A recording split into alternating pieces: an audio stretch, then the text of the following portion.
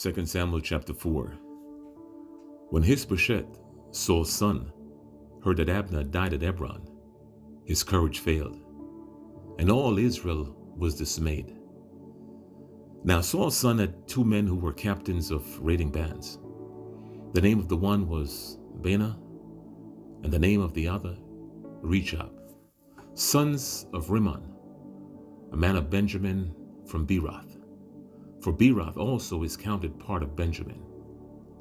The Beerothites fled to Gittaim, and have been sojourners there to this day. Jonathan, the son of Saul, had a son who was crippled at his feet. He was 5 years old when the news of Saul and Jonathan came from Jezreel, and his nurse took him up and fled. And as she fled in her haste, he fell and became lame. And his name was Mephibosheth.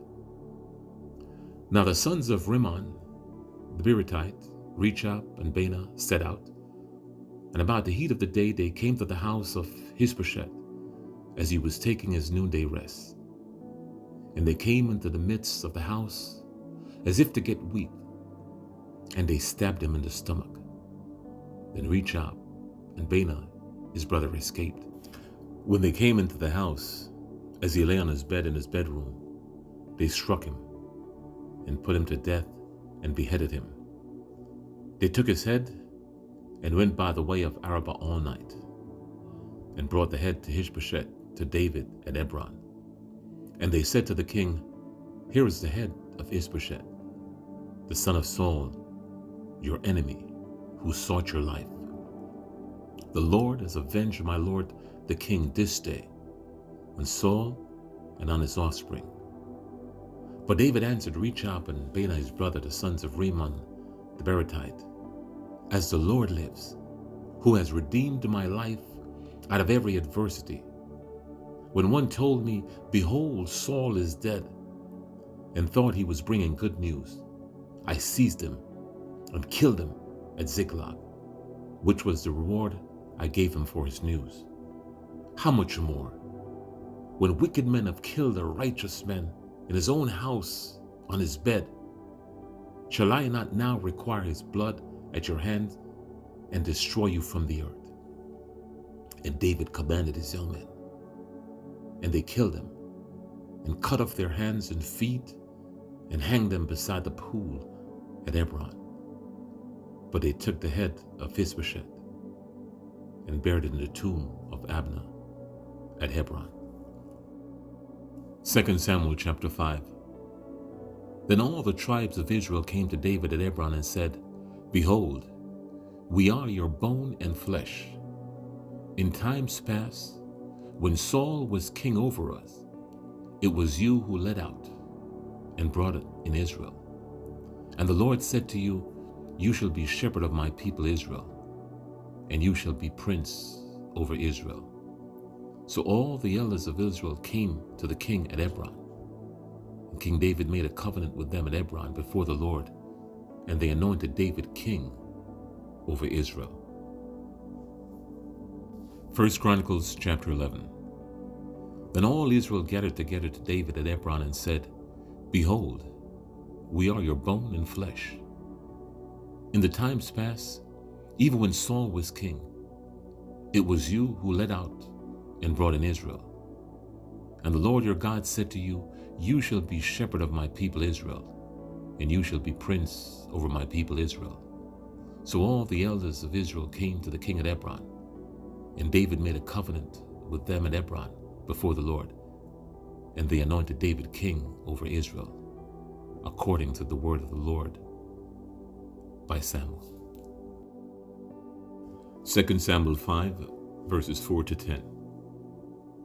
David was 30 years old when he began to reign, and he reigned 40 years.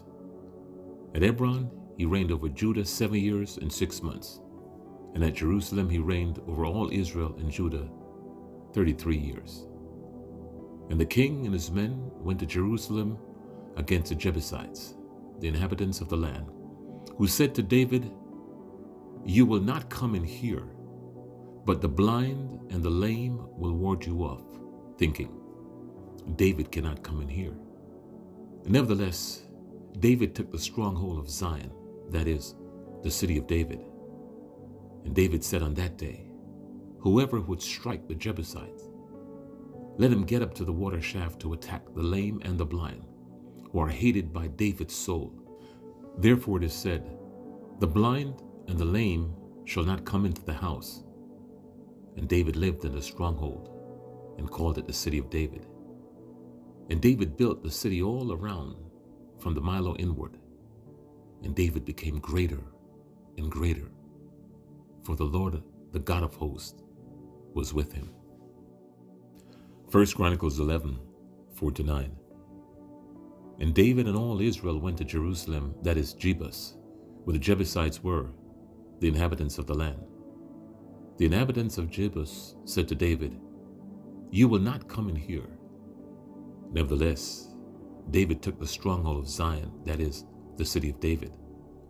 David said, whoever strikes the Jebusites first shall be chief and commander. And Joab the son of Zeruiah went up first, so he became chief. And David lived in the stronghold. Therefore it was called the city of David. And he built the city all around from the Milo in complete circuit. And Joab repaired the rest of the city. And David became greater and greater, for the Lord of hosts was with him. 1 Chronicles 12:23-40. These are the numbers of the divisions of the armed troops who came to David in Hebron to turn the kingdom of Saul over to him, according to the word of the Lord. The men of Judah bearing shield and spear were 6,800 armed troops. Of the Simeonites, mighty men of valor for war, 7,100. Of the Levites, 4,600. The prince of Jehoiada, of the house of Aaron, and with him 3,700. Zadok, a young man, mighty in valor, and 22 commanders from his own father's house. Of the Benjamites, the kinsmen of Saul, 3,000, of whom the majority at that point kept their allegiance to the house of Saul. Of the Ephraimites, 20,800, mighty men of valor, famous men in their fathers' houses. Of the half-tribe of Manasseh, 18,000, who were expressly named to come and make David king. Of Issachar, men with understanding of the times, to know what Israel ought to do, 200 chiefs, and all their kingsmen under their command. Of Zebulun, 50,000 seasoned troops, equipped for battle with all the weapons of war, to help David with singleness of purpose. Of Naphtali, 1,000 commanders, with whom were 37,000 men armed with shield and spear. Of the Danites, 28,600 men equipped for battle.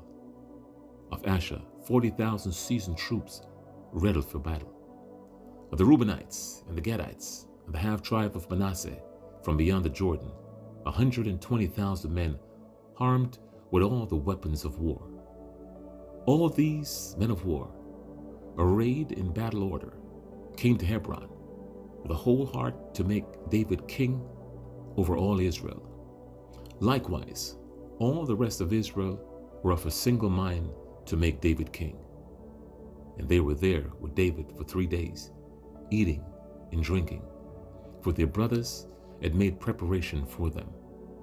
And also their relatives, from as far as Issachar, and Zebulun, and Naphtali, came bringing food on donkeys, and on camels, and on mules, and on oxen, abundant provisions of flour, cakes of figs, clusters of raisins, and wine and oil, oxen and sheep, for there was joy in Israel.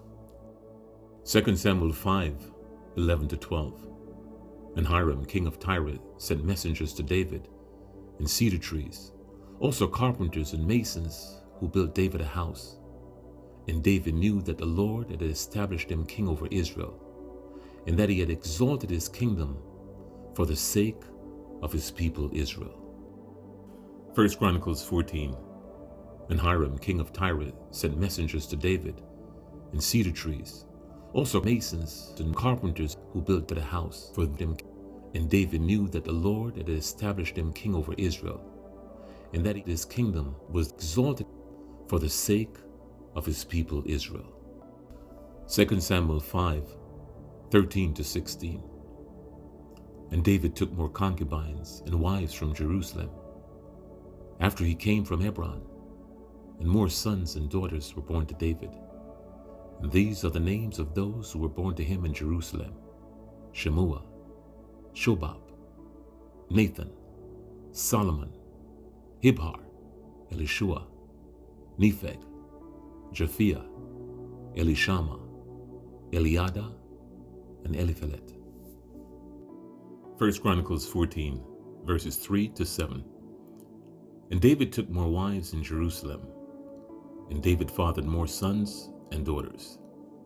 These are the names of children born to him in Jerusalem: Shemua, Shobab, Nathan, Solomon, Hibhar, Elishua, Elpelet, Noga, Nepheg, Jatnia, Elishama, Beliada, and Eliphelet.